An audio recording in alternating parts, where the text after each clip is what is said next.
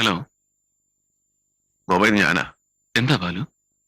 എടാ, ആ പെണ്ണ് പോയി കളഞ്ഞത്, ആ മീനാക്ഷി. എപ്പോ?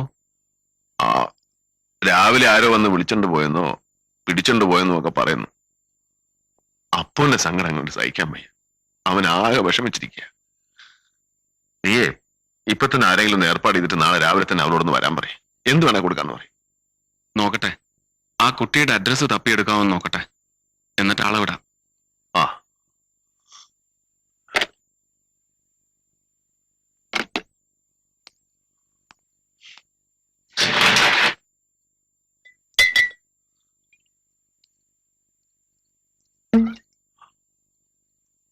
കഴിക്കണ്ടായോ? കഴിക്കാൻ പോവാ. ആഹാരം കഴിക്കണ്ടായോന്ന് ചോദിച്ചത്. വേണ്ട. ഒരത്താഴം മുടങ്ങിയാൽ ഒരു പ്രാവിന്റെ തൂക്കം ഇറച്ചി ശരീരത്തിൽ നിന്ന് നഷ്ടപ്പെടുന്ന. പണിക്കരെ, എന്തോ? അപ്പോന് ഞാൻ ഒരുപാട് തല്ലിയല്ലേ. കഷ്ടായി പോയി അത്. തനിക്ക് ഓർമ്മയുണ്ടോ? എന്ത്?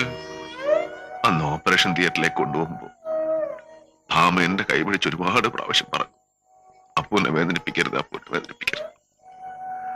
അവളുടെ മരണശേഷം എനിക്ക് പലവട്ടം തോന്നിയിട്ടുണ്ട്, എന്റെ തൊട്ടടുത്ത് വന്നിരുന്ന അവള് പറയുന്നത് പോലെ, അപ്പൂനെ വേദനിപ്പിക്കരുത് വലുവിട്ട, അപ്പൂനെ വേദനിപ്പിക്കരുത്. ഒക്കെ ഞാൻ മറക്കുന്നല്ലോ പണിക്കരെ.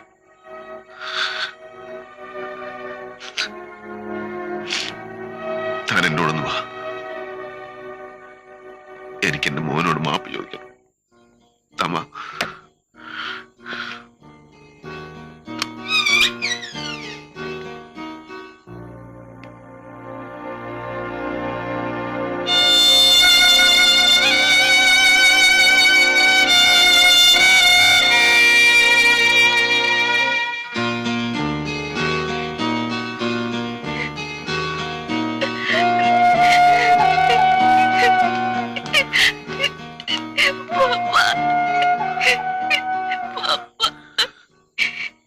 Sorry sorry. എന്റെ മോൻ കരയരുത്, ഒരിക്കലും കരയിപ്പിക്കില്ല പപ്പ.